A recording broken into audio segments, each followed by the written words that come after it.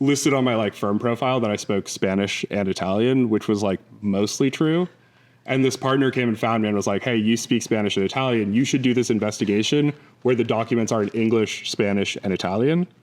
And it ended up being not only the massive headache of reading all of those documents and being like, hey, what's going on? But then I had to personally like translate all of them to English so that the partner could also be like, oh, okay, I see how like this story fits together. And Vault, I think both the ability to just process all those documents, but like the inherent multilinguality of the models to be like, hey, give me all the summaries in English so that everyone can digest what's going on here, would have just saved me so much time and so much time in Google Translate.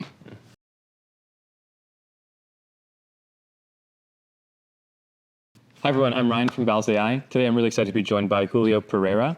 Julio is the head of legal research at Harvey AI. He also manages the internal human review process. Before that, he clerked in the District of Maryland and was also an associate at Mulvaney. Thanks so much for joining me today. Yeah, thanks for having me. Of course. Just to kick it off, why don't we talk a little bit about the VLAIR report and why you wanted to be involved at Harvey? Yeah, I think at Harvey, we are super excited to invest in third-party benchmarking. There is a ton of evaluation work we do at Harvey to make sure we're using the best models. We're using those models in the best way possible when we're building model systems and agents, that those are as effective as they can be. But there's always the gap for the industry where if Harvey says its models are the best, trust Harvey, that always leads to kind of like some uncertainty about, are we making those claims because they're true? Are we making those claims because they're helpful for us? And so third-party benchmarking is a really good way to kind of give some perspective from outside Harvey about how well Harvey is doing. Got it. It makes a lot of sense from the Harvey perspective. Can you talk a little bit at the industry at large, why we benefit from having more third-party independent benchmarks? Yeah, I think in the same way that it helps provide consensus on like how well Harvey is doing, it helps the industry come to consensus on what it values and what tasks are useful for it. And so I think particularly like take the VLAIR benchmark where a lot of the data was collected from law firms saying these are the kinds of tasks we would be interested in AI doing. So giving the industry that voice to say, here's what's important to us, here's what we want, AI vendors to deliver, really helps them, I think, shape the way we kind of think about delivering our product. You mentioned a little bit that you work on internal benchmarking efforts in conjunction with your customers and clients.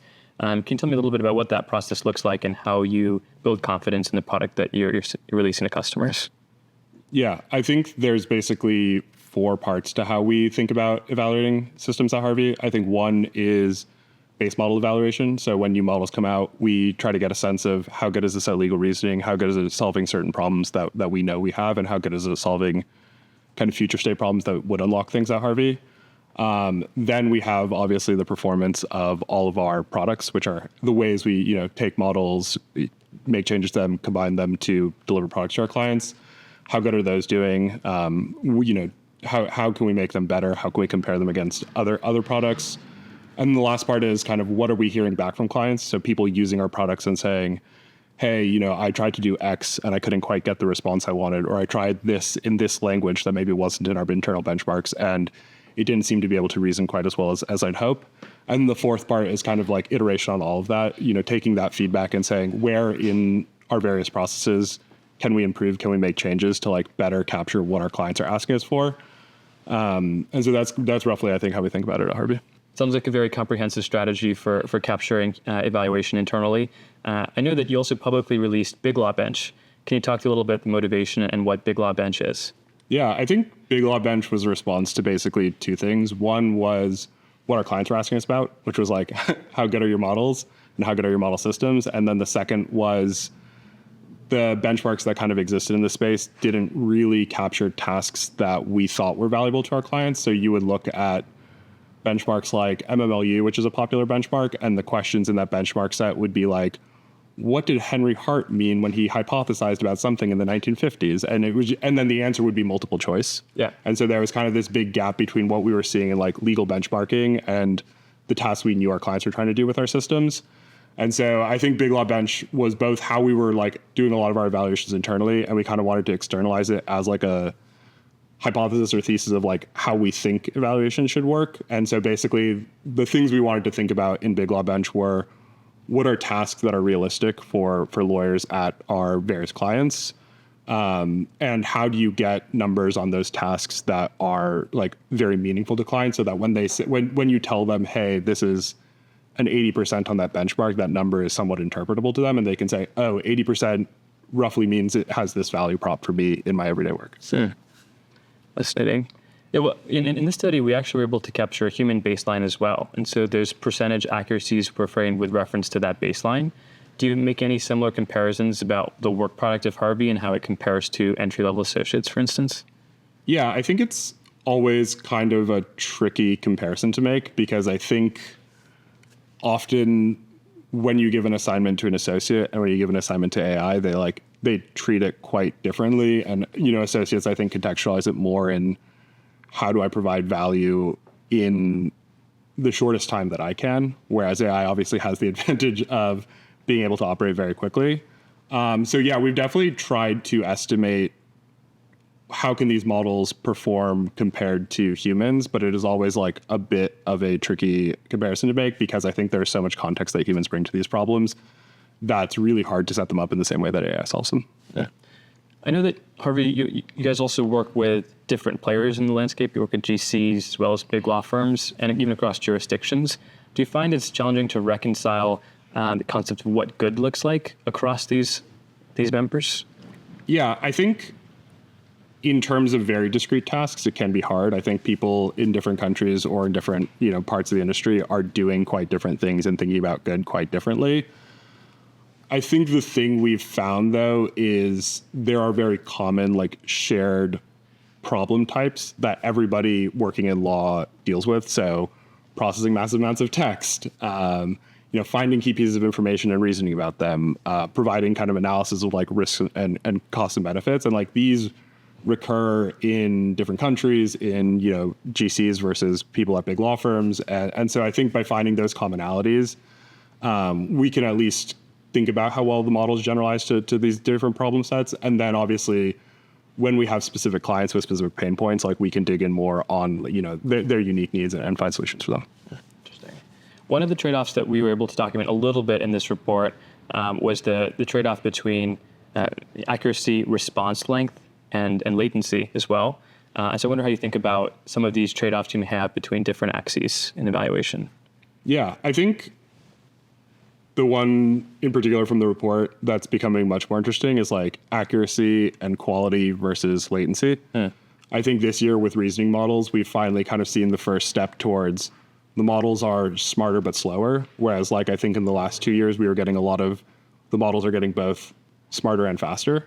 And so now that it's actually becoming a meaningful trade-off to be hey, I could get a model that is maybe a little bit smarter, maybe a little bit more reasoned on a particular task, but it will cost me a minute. Or if I'm building a system with 100 models, 100 minutes, how do we think about those trade-offs? And how do we say, okay, accuracy is super important, but if I can run 5 prompts in the time it takes me to run 1 prompt, maybe being 3% less accurate matters less than kind of having the ability to do more work in that space. Yeah, it seems challenging in legal too, where accuracy is so fundamental, but lawyers are impatient too, and they want positive product experiences as well. When we look a little bit into the future, VLAIR is a valuable study at this point in time, but it's something we also aim to repeat as new products come out in new jurisdictions and on refreshes of the data. Are there ways that you'd like to see benchmarking evolve into the future as well? Yeah, I think one thing that's going to be really interesting about to see how benchmarking evolves is the fact that I think over time product surface areas start to diverge more. I think for the last couple of years, I think the ChatGPT interface has been somewhat of the dominant paradigm. You enter a prompt, you get back some information, maybe you chat back and forth a few times, or you do something slightly more specialized, but within kind of a similar framework. I think as people find more and more complicated things for the model to do, and as the models get better and enable more complicated workflows, there is going to be the challenge of benchmarking things I think Winston recently on a podcast was hey, I think this year Harvey's going to draft an S4, right? And it's just how do you quite benchmark, is this a good S4 when you have that level of complexity in the workflow? I think that's an open question in benchmarking, and it's one that I think is super interesting. Interesting, yeah. Yeah, the full product experience is also, it leaves some room of subjectivity as to what exactly is going to be the best experience for every user, as opposed to what is the baseline accurate, correct response.